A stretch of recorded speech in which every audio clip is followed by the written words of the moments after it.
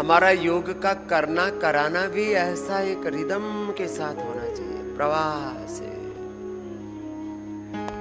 भस्त्रिका कपाल भाति अनुलोम विलोम, एक साथ दाहिनी तरफ हमारी पूज्य साध्वी बहनें आ जाएंगे जो संगठन में सेवा कर रही हैं, देव वाणी जी, देव गरिमा जी, अर्पिता जी आदि। इधर आ जाओ बेटी, पूज्य दीदी के साथ इधर योग करो। हाँ, आप इधर आ जाओ दीदी माता जी। हाँ, एक उधर साइड में आ जाएंगे और 2-3 पीछे आ जाएंगे। आ जाओ बेटियों, करो कपाल भाती करो रिदम के साथ, बाह्य प्राणायाम हो जाए। ऐसा बोला जाता है जब भी हम सार्वजनिक तौर पर भी कुछ भी करते हैं, प्रेजेंट करते हैं, हमारा प्रेजेंटेशन, हमारा करना कराना, हमारी सब प्रस्तुतियां, हमारा प्रत्येक एक्सप्रेशन इतना सधा हुआ होना चाहिए, उसमें एक सहजता, एक सात्विकता, एक प्रवाह बस बढ़े जा रहे हैं। ऐसे करना है।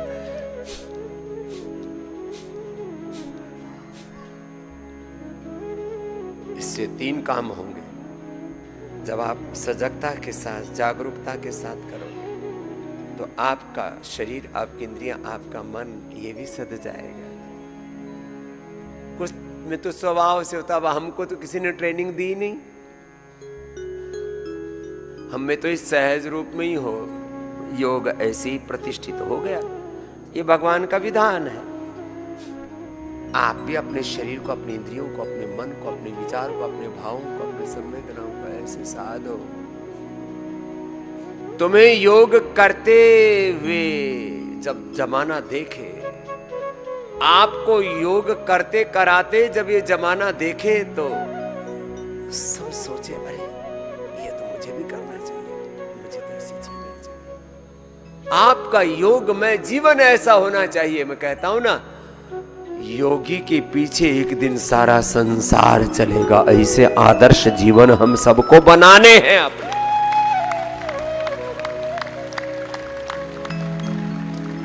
योग हमारे शरीर में, हमारी इंद्रियों में, हमारे मन में, हमारे आहार में, हमारे विचार में, हमारी वाणी में, हमारे व्यवहार में, हमारे स्वभाव में, हमारे संबंधों में, हमारे आचरण में, हमारे पूरे जीवन में से ऐसे अभिव्यक्त हो, ऐसे रिफ्लेक्ट हो। योग हमारे जीवन से ऐसा प्रतिबिंबित हो, प्रतिध्वनित हो कि योग करता हुआ हमें देख करके सारा जमाना योगी बनना चाहे। ये तो करने कराने की बात भी जो आगे मैं बता रहा था। एक दिन ये विषय चुनना, कल मैंने कई बातें आपको बताई थी, सब याद है ना, नोट कर रखी है ना।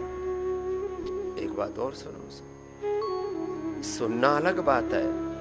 आज का मैंने विषय चुना है, एक एक सत्य को, एक एक सनातन सत्य को, योग के, अध्यात्म के, आयुर्वेद के एक एक सनातन सत्य को सिद्ध करने हेतु आपको बहुत बड़ी तपस्या करनी पड़ती है।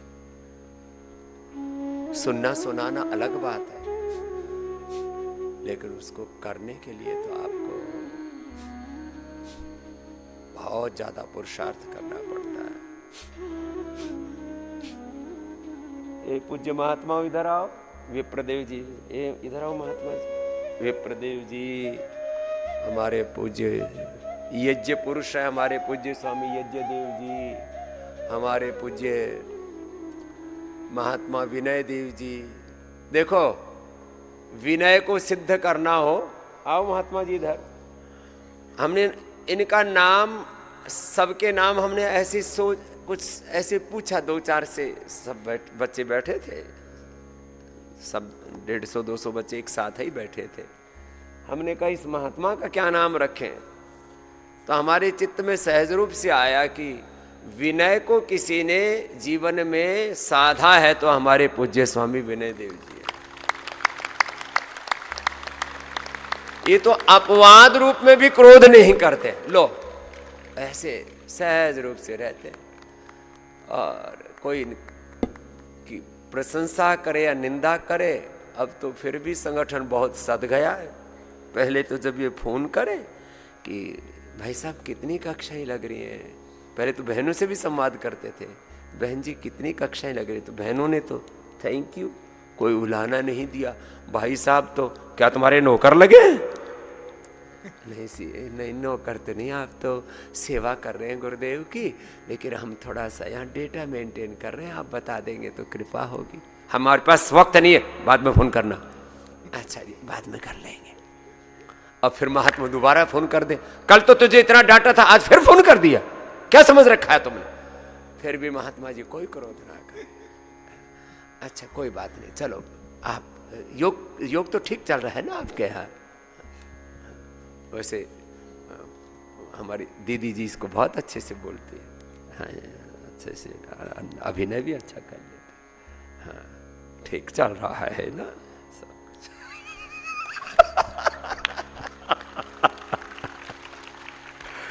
ठीक ही होगा आपके यहाँ तो है।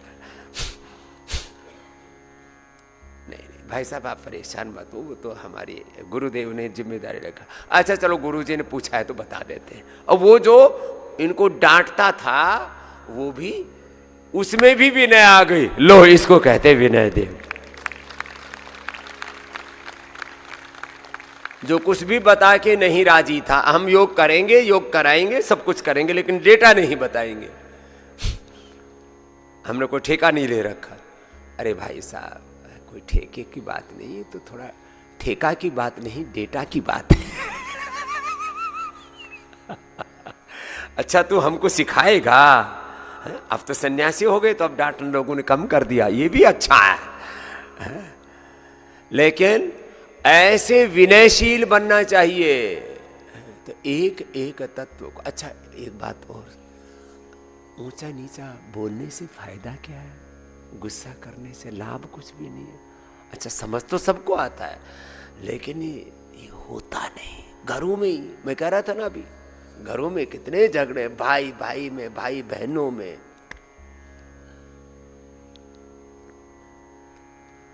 करोड़ों में कोई अपवाद होगा जहां भाई बहनों में झगड़ा ना होता हो।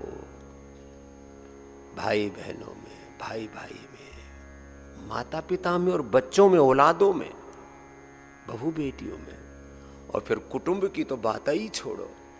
उससे तो हम भी प्रताड़ित रहे बचपन में। चाचा अलग दिशा में, ताऊ अलग दिशा में, और फिर वो भाई की बहनें क्या बोलते हैं उनको? बुआ। बुआ, ओहो किसकी बुआ? पिता की बहनें बुआ, और उसका जो पति कौन है? फूफा। फूफा की फूंकार तो बड़ी खतरनाक होती है। मतलब लोग पता नहीं कौन सी दुनिया में रहते हैं। योग जो करेंगे परिवार में खुशहाली रहेगी, रिश्ते नातों में खुशहाली रहेगी, परिवार टूटेंगे नहीं, परिवार बिखरेंगे नहीं, समाज टूटेगा नहीं, कोई ऊंच नीच भेदभाव नहीं। कुछ सो कोल्ड शंकराचार्य बन गए, कुछ तो जगत गुरु बन गए, आचार्य महामंडलेश्वर बड़े बड़े तमके लगा रखे। स्वामी रामदेव के साथ कोई आधी व्याधि उपाधि नहीं लगी है। हमको तो कोई कहते बाबा रामदेव, को कहते हैं स्वामी रामदेव, को कहते हैं योग ऋषि, कोई कहता है फलाना, तुम्हारी जो मर्जी। और फिर हमसे ही पूछते बाबा हम आपको क्या कहें, योग गुरु कि स्पिरिचुअल गुरु की है। फिर हम बीच में टैक्सेशन की बहुत बात करने लगे, टैक्स गुरु। फिर बीच में बहुत बार गलती वाली बातें होने लगी, तो फिर हमने लोगों को बोला नैतिक शिक्षा तो ठीक है, ये यौन शिक्षा के नाम पर दुराचार व्यभिचार को बढ़ावा मत दो, तो बहुत। तो हमारे आगे पीछे लोगों ने सैकड़ों विशेषण लगाने की कोशिश की। योग गुरु हैं कि उद्योग गुरु हैं कि बिजनेस गुरु हैं कि क्या है। बीच में हमने राजनीतिक परिवर्तन की भी बात की, तो राजगुरु हैं कि योग गुरु हैं। मैंने कहा हम केवल रामदेव हैं, राम के वंशधर हैं, कृष्ण के वंशधर हैं, ऋषियों के वंशधर हैं। तुमको जो कहना है सो कह लो। कहने का मतलब ये है योग करेंगे परिवार नहीं टूटेंगे, समाज नहीं बिखरेंगे। मैं कह रहा था पॉलिटिशियन बड़े बड़े नाम, धर्मगुरुओं के नाम पर चोगा पहन रखा है, और ये ब्राह्मण, ये क्षत्रिय, वैश्य, ये शूद्र, और हम इस भेदभाव ऊंच नीच की परंपरा को बरकरार रखेंगे। वर्ण व्यवस्था के नाम पर, जाति व्यवस्था के नाम पर। एक हमारा ही बालक है, जात पात की करो विदाई, हिंदू हिंदू भाई भाई नारा लगा रहा था। बोले तेरी अभी सगाई नहीं हुई, ब्याह कर ले तो एक उससे, दलित से।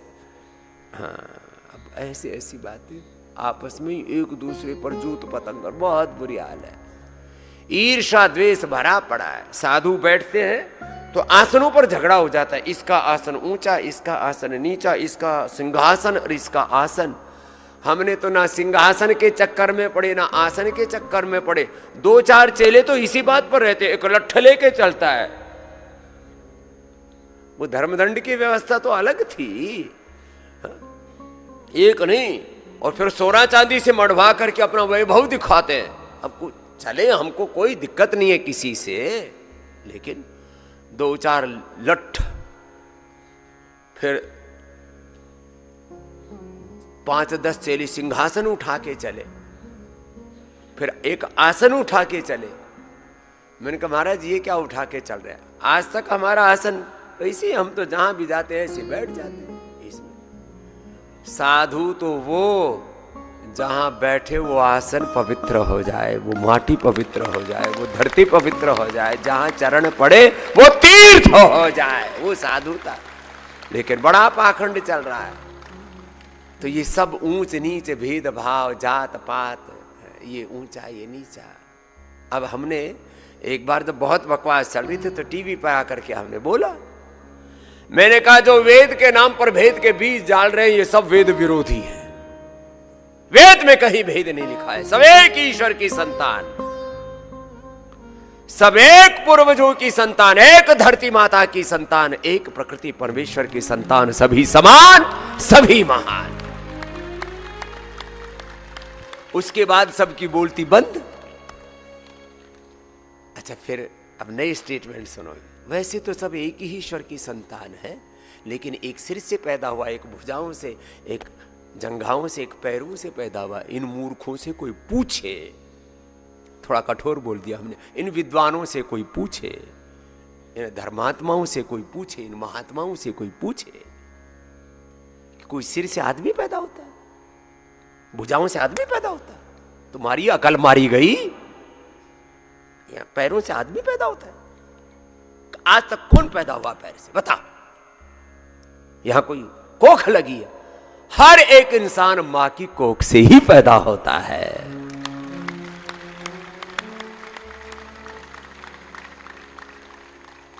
चातुर्वर्ण्यमया सिस्टम, गुण कर्म विभाग से, गुण कर्म स्वभाव थोड़ा जीवों का अलग है। एक प्रधान तत्व, किसी में ज्ञान तत्व है, किसी में शौर्य तत्व है, किसी में उद्यमिता है, किसी में सेवा है। गुण का प्राधान्य है, ना कोई सिर से पैदा हुआ, और वो भी गुण को कहने के लिए कहा है। ब्राह्मण से मुखमासीत बाहुराजन्य कृता उरु तदस्य वैसे पद्भ्याम सूत्र। थोड़ा व्याकरण, थोड़ा निरुक्त पढ़ लेते और थोड़ा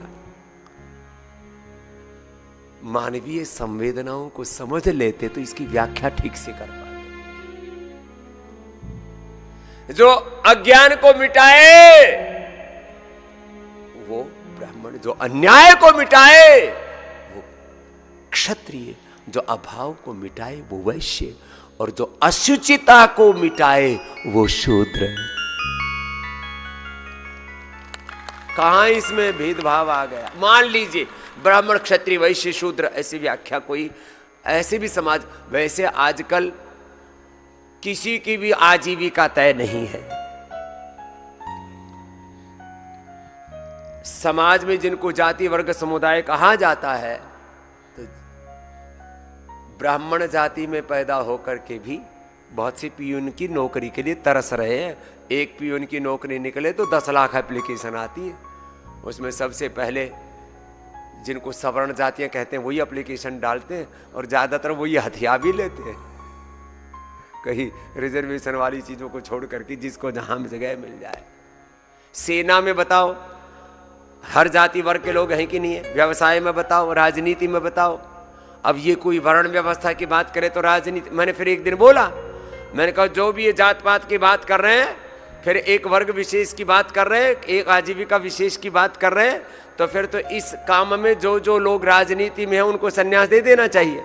जो जो लोग व्यवसाय में अपनी दुकानदारी और अपने बिजनेस बंद कर देने चाहिए। आजीविका तो व्यक्ति के अपने स्वभाव से, संस्कारों से और परिस्थितियों से जन्य है, इसमें कहाँ फालतू की बातें आ गई। चलो आपसे जो बात कह रहा हूं उसको फिर से सुनो। समाज के अंदर जितना भी भेदभाव ऊंच नीच है वो भी योग से मिटेगा। योगी अपनी ही आत्मा को सब में देखता है और सबको स्वयं में देखता है। यो माम पश्यति सर्वत्र सर्वम च मयि पश्यति, वो योगी होता है। सारा भेदभाव, ऊंच नीच, ये समाज में विघटन, और इसमें कुछ लोग तो सुबह से शाम तक इसी खुरापात में रहते हैं, इस समाज को कैसे तोड़ा जाए। लेकिन हम भी ऋषियों के वंशधर हैं, हमने भी ये ठान रखा है एक दिन योग से पूरे हिंदुस्तान को जोड़ करके ही छोड़े। YouTube को मोनेटाइज करके पैसे कमाने के सिर्फ 2 कंडीशंस होती हैं। पहली,